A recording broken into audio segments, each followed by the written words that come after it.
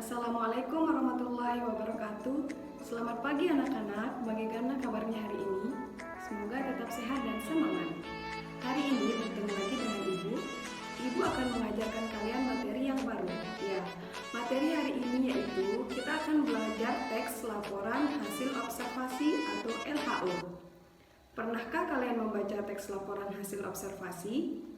Siapa yang senang penelitian mengobservasi tanaman, hewan? Apakah kalian memiliki pertanyaan mengenai suatu objek? Apa saja kandungan pada madu? Atau apakah kalian pernah memiliki pertanyaan apa itu museum? Di mana habitat kunang-kunang? Berapa lama prosesnya tumbuh akar? Untuk mengetahui semua itu, kalian memerlukan teks laporan hasil observasi. Nah, tujuan pembelajaran teks LHO yaitu pertama, siswa dapat mengidentifikasi informasi teks laporan hasil observasi. Yang kedua, siswa dapat menyimpulkan isi teks laporan hasil observasi. Hasil observasi. Baik, Ibu akan menjelaskan pengertian dari teks laporan hasil observasi. Teks laporan hasil observasi merupakan teks yang berfungsi untuk memberikan informasi tentang suatu objek atau situasi setelah diadakannya investigasi atau penelitian secara sistematis. Baik, di sini maksudnya teks laporan hasil observasi menghadirkan informasi tentang suatu hal secara apa adanya, lalu dikelompokkan dan dianalisis secara sistematis, sehingga dapat menjelaskan suatu hal secara rinci dan dari sudut pandang keilmuan. Teks ini berisi hasil observasi dan analisis secara sistematis. Laporan hasil observasi bisa berupa hasil riset secara mendalam tentang suatu benda, tumbuhan, hewan, konsep, dan ekosistem tertentu. Teks laporan hasil observasi biasanya berisi dengan fakta yang bisa dibuktikan kebenarannya secara ilmiah. Nah, selanjutnya anak-anak, tujuan dari teks laporan hasil observasi adalah pertama, mengatasi suatu persoalan. Maksudnya, sudah jelas ketika kita melakukan observasi adanya persoalan atau pertanyaan dari seseorang. Yang kedua, menemukan teknik atau cara terbaru dalam melaksanakan sesuatu, yaitu ketika kita melakukan observasi, maka kita akan memerlukan bagaimana cara melakukan sesuatu dengan yang baru. Yang ketiga, mengambil keputusan yang lebih efektif. Jadi, ketika kita sudah melakukan observasi, maka akan lebih mudah melakukan sesuatu kegiatan yang lebih efektif. Baik, selanjutnya fungsi dari teks laporan hasil observasi. Fungsi dari teks laporan hasil observasi dibagi menjadi 4, yaitu pertama, melaporkan tanggung jawab sebuah tugas dan kegiatan pengamatan.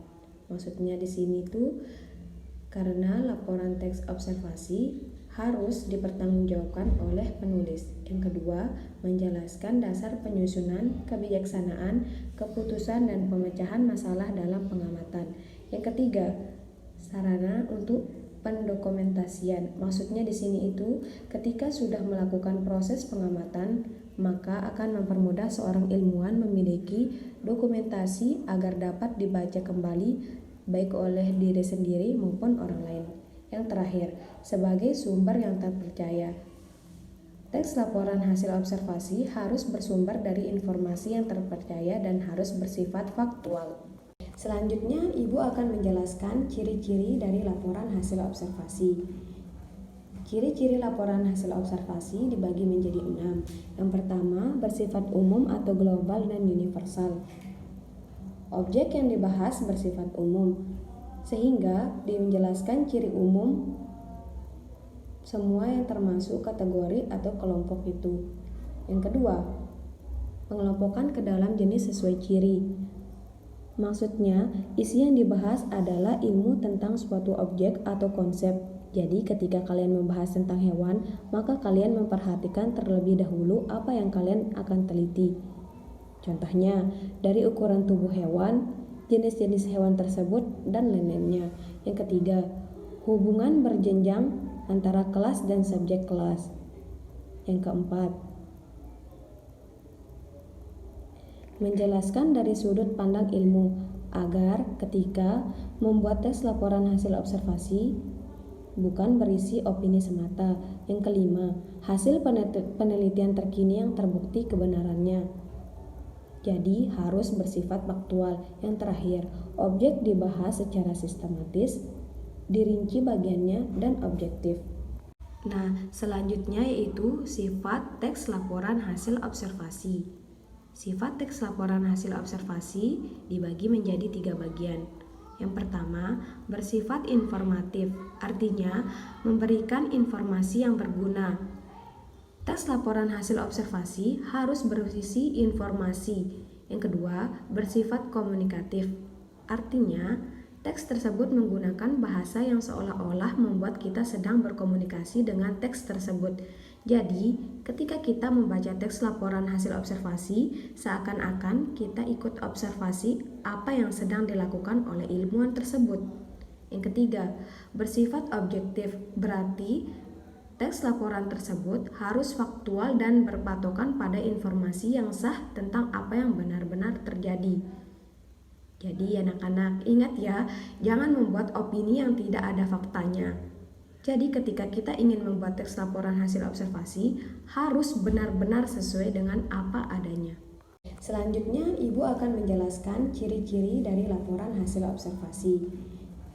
Ciri-ciri laporan hasil observasi dibagi menjadi 6. Yang pertama, bersifat umum atau global dan universal. Objek yang dibahas bersifat umum, sehingga menjelaskan ciri umum semua yang termasuk kategori atau kelompok itu. Yang kedua, pengelompokan ke dalam jenis sesuai ciri.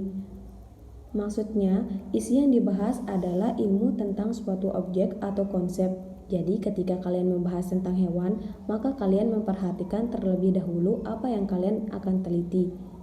Contohnya, dari ukuran tubuh hewan, jenis-jenis hewan tersebut, dan lain-lainnya. Yang ketiga, hubungan berjenjang antara kelas dan subjek kelas. Yang keempat, menjelaskan dari sudut pandang ilmu agar ketika membuat teks laporan hasil observasi bukan berisi opini semata. Yang kelima, hasil penelitian terkini yang terbukti kebenarannya. Jadi harus bersifat faktual. Yang terakhir, objek dibahas secara sistematis, dirinci bagiannya, dan objektif. Apakah kalian sudah mengerti pembahasan dari ciri-ciri laporan hasil observasi yang Ibu sudah jelaskan? Baik, sekarang kita akan lanjut ke pembelajaran berikutnya, yakni kalimat utama dan gagasan utama. Kalimat utama. Kalimat utama adalah kalimat yang mengandung gagasan pokok yang digunakan untuk membangun isi paragraf, dibagi menjadi 3, yaitu yang pertama, deduktif yang berada di awal. Yang kedua, induktif yang berada di akhir. Yang ketiga, campuran berada di awal dan akhir. Contohnya, dalam kehidupannya, lebah mempunyai sistem pembagian kerja yang baik. Ratu lebah menghasilkan telur 2.000 sampai 3.000 butir setiap hari. Lebah bekerja bertugas mengangkut air, serbuk sari bunga, dan mengangkut sari madu, dan lain-lainnya. Kemudian, Ibu Guru memiliki contoh dari teks laporan hasil observasi. Apa itu kira-kira judulnya? Ya, betul, judulnya Anggrek Vanda Biru. Kira-kira siapa yang di rumahnya memiliki bunga anggrek? Sambil mengamati bunga, kita sekarang mengamati teksnya terlebih dahulu ya. Kita identifikasi isi informasi pada teks laporan hasil observasi tersebut pada setiap paragrafnya. Yuk bantu Ibu Guru mengidentifikasi informasinya agar kita mengetahui sebenarnya anggrek Vanda Biru itu seperti apa. Kita lihat mulai dari paragraf pertama ya. Kira-kira membahas tentang apa ya? Ya, betul sekali. Paragraf pertama membahas tentang informasi umum tentang mengenai anggrek Vanda Biru. Nah, kemudian paragraf yang kedua. Kira-kira paragraf kedua membahas tentang apa ya anak-anak? Pintar. Ya, kalian pintar semua.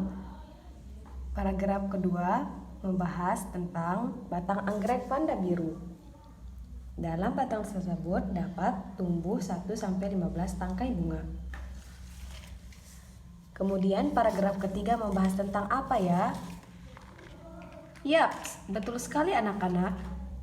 Bentuk daun dari bunga anggrek tersebut sekitar 10-15 cm. Selanjutnya paragraf keempat, tangkai bunga. Kemudian paragraf ketiga membahas tentang apa ya? Yaps, betul sekali anak-anak.